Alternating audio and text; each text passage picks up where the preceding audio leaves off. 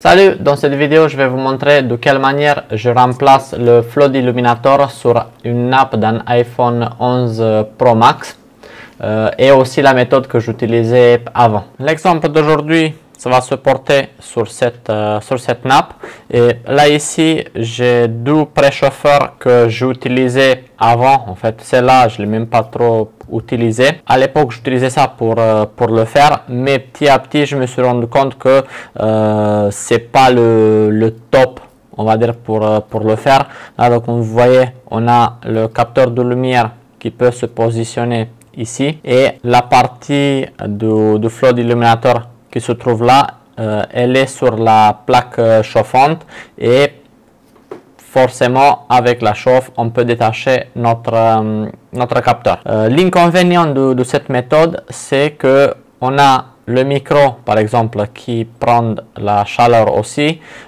Également, même si il y a ces petits bras, je ne trouvais jamais une bonne méthode pour le tenir en place. Chaque fois ça bougeait, donc bon, j'ai abandonné celle-ci. Une fois j'ai vu quelqu'un d'autre le faire d'une autre manière et je vais vous montrer comment je le fais maintenant. Donc là ici on a notre capteur de proximité et le flood illuminator. Je prends simplement mon fer, le mien il est réglé à 380 degrés. Je le glisse en dessous. Avec mon doigt, je tiens sur la nappe. Bon, vous ne le voyez pas, mais je tiens avec mon doigt la nappe. Et j'approche mon fer.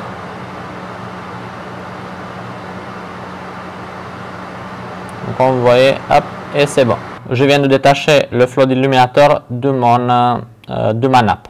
Une fois mon capteur il est enlevé, je vais le rhabiller. Pour le rhabillage, j'utilise celle-ci. Donc c'est le K33 de chez Mijing, il me semble. Oui, Mijing.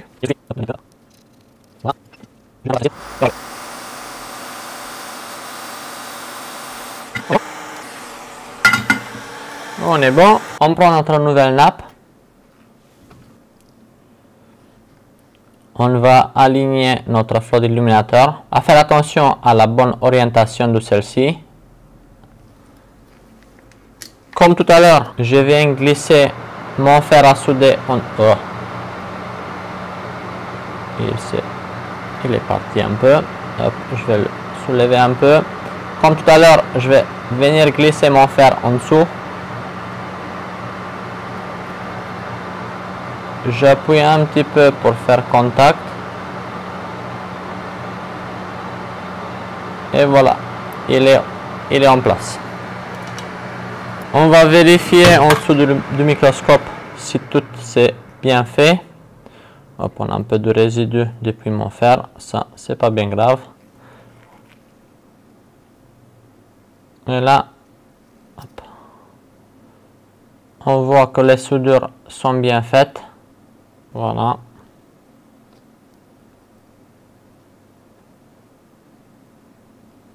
Et voilà comment on remplace un flood illuminator en moins de 3 minutes. Même si j'aime les préchauffeurs et il y a une utilité pour chaque préchauffeur, des fois si on veut aller un peu plus vite, il y a d'autres méthodes qui peuvent nous aider à avancer dans la réparation de la journée. J'espère que vous avez appris quelque chose et on se voit dans notre prochaine vidéo. À bientôt.